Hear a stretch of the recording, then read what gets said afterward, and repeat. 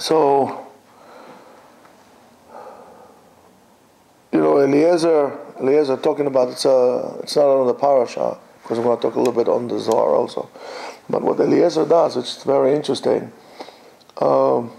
He gives her the test, he gives her the gold, and right away,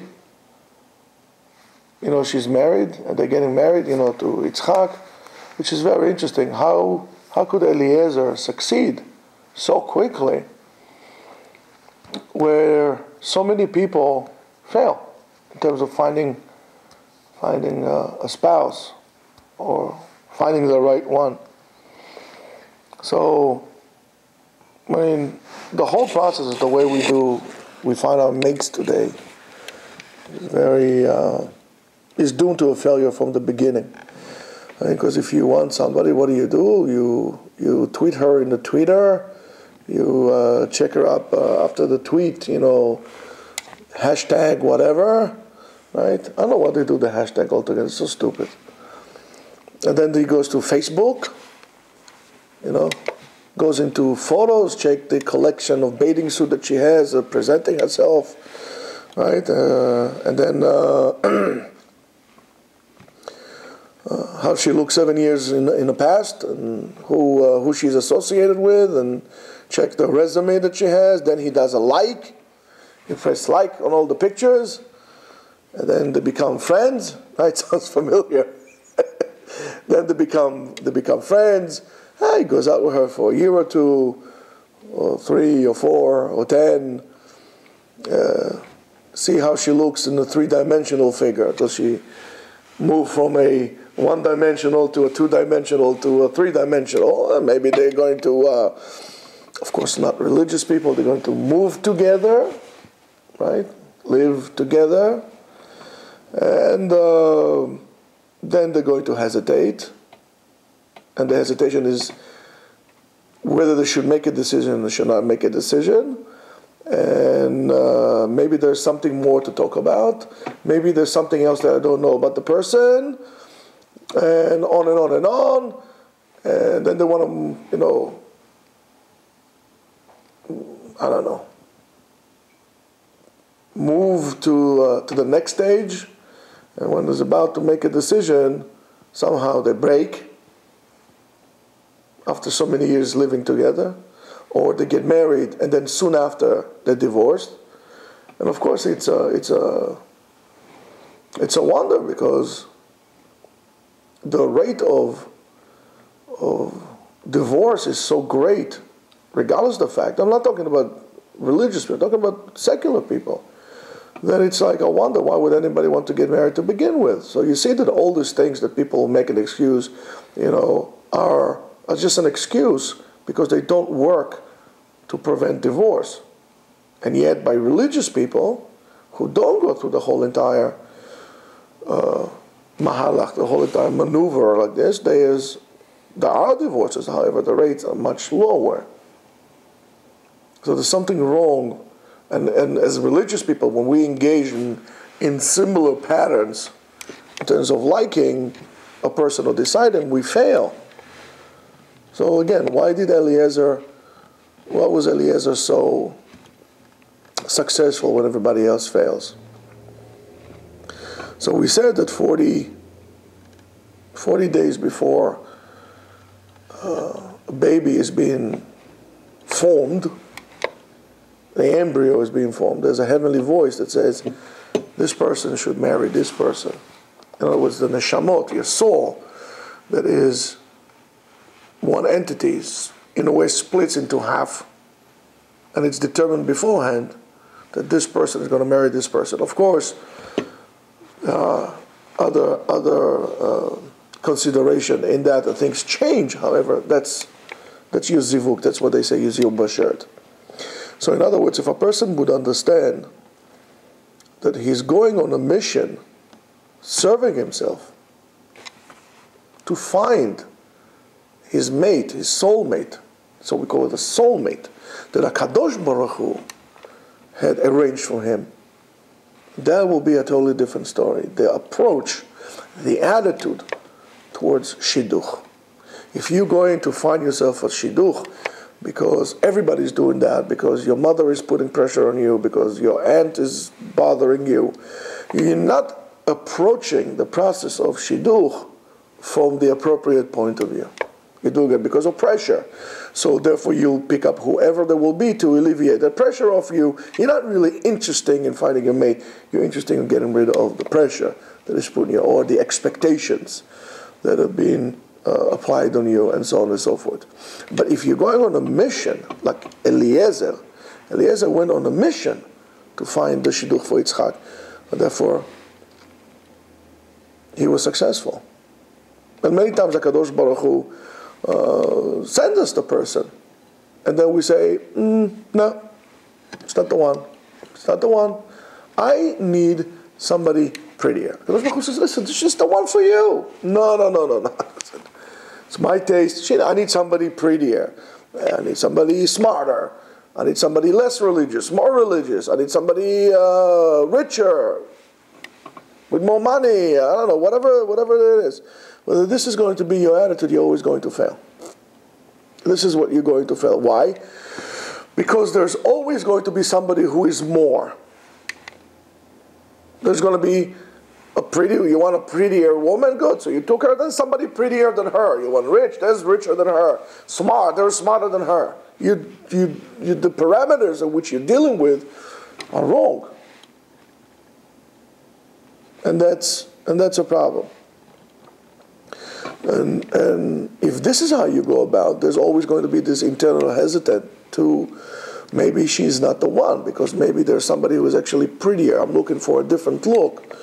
And if you therefore marry a person based on your decision, there's always going to be a doubt in you that maybe you made the wrong decision. Maybe she wasn't the one. Maybe there's somebody different. You want to reach a point in your life, even if you're married to your wife 40 years, and feel that you are the luckiest guy in the world marrying this girl, because this is HaKadosh Baruch Hu sent her to me. I can't go wrong with this. This feeling of complete contentment with what HaKadosh Baruch Hu gave you. And this is not only something that applied to shidduch, a marriage. That applies to, it's an attitude across the board in your life. Again, this is why Bal Tachmod corresponds with Ani Hashem Elokecha. If I desire something that you have, means I don't acknowledge that HaKadosh Baruch Hu gave this to you, and He gave that to me. I don't think that HaKadosh Baruch Hu gave things to people. People acquired it on their own. Therefore, you know what? I want yours. I'm not going to take it. That's lo tignov. You know, you go in a reverse order. Lo tirtzach. You're in my way. You know. I'm going to take your job. I'm after your job. Why? Because I feel I need it. And I'll say, listen, HaKadosh Baruch Hu gave you this job and gave me this job. I'm happy, Baruch Hashem, I have a job. I don't need to take your job. You understand? So it becomes a huge problem. It becomes a huge problem. There's always a doubt. Because you did not measure your relationship based on a mission point of view. HaKadosh Baruch Hu sends you on a mission. When you have a marine recon unit that goes to save a pilot behind enemy line, they don't have a doubt maybe they should do it. They are on a mission. And they're willing to give their lives for that mission. And if that mission is sent to you, given to you by HaKadosh Baruch Hu Himself, why would you have doubt about it? How could she be the right one or cannot be the right one? Your starting point, or even the pre-starting point, is already tempt with. Is not. You're starting wrong. Therefore, you need to listen to your heart. You need to listen to your heart. You need to listen to your inner voice inside of you that knows the truth. That knows what the truth is. You know inside what the truth is. You don't want to deal with it, but that's a very bad way to go about life. There was an Israeli writer, his name was Shai Agnon. Very famous writer. And it said something very nice. He says that the heart knows more than the mouth. I know something, say something.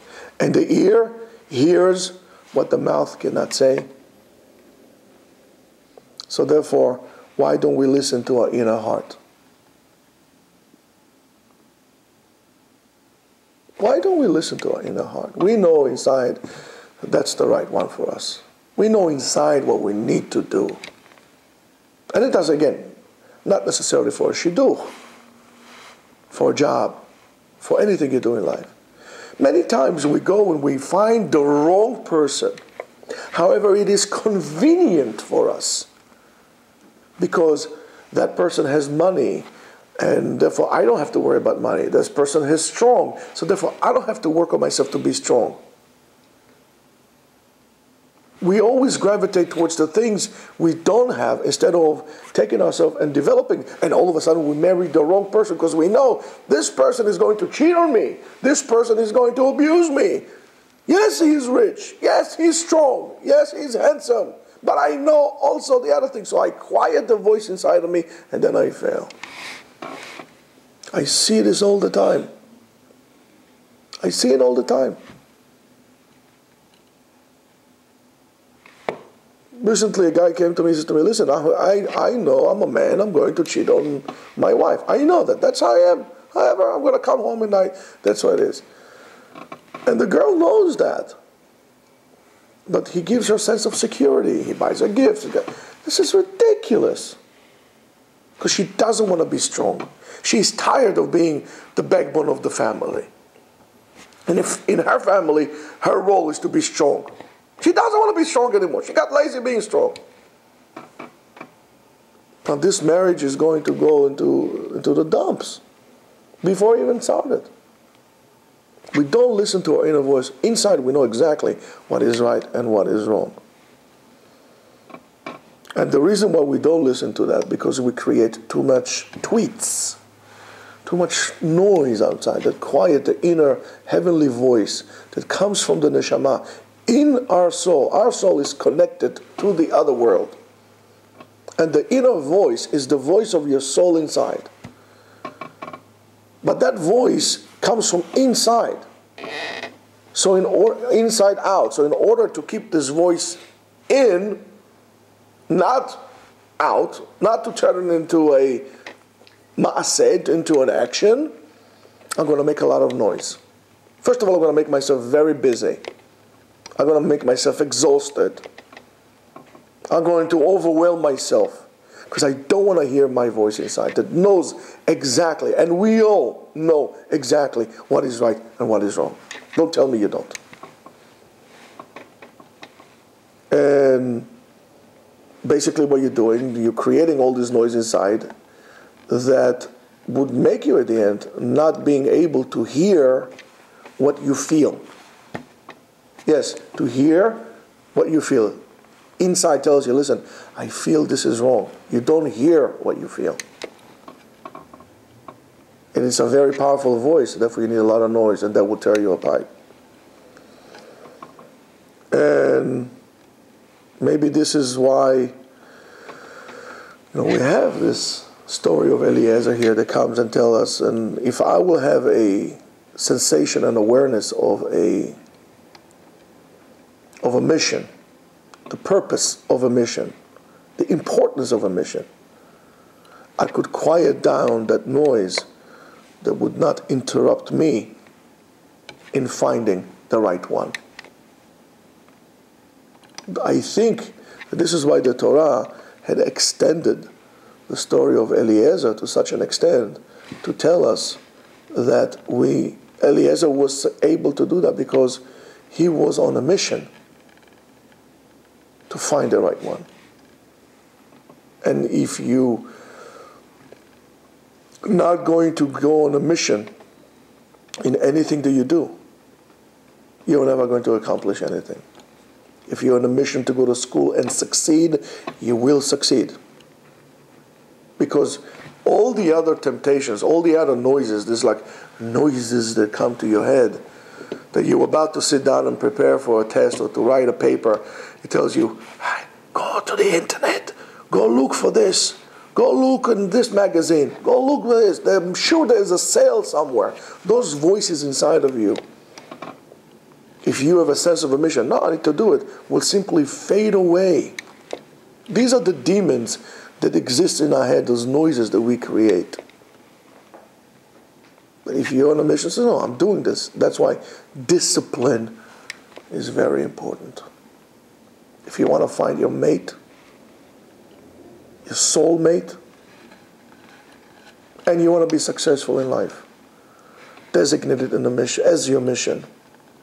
Make a plan and execute it. No questions asked. Take no prisoners. Execute your mission until the end. That's what the lesson that I learned about Eliezer and about Shidduch. Even if it would mean for you to pick your stuff and to move to another country, if that's your soulmate, you do it. You do whatever needs to be done to finish the mission. You are here for one thing.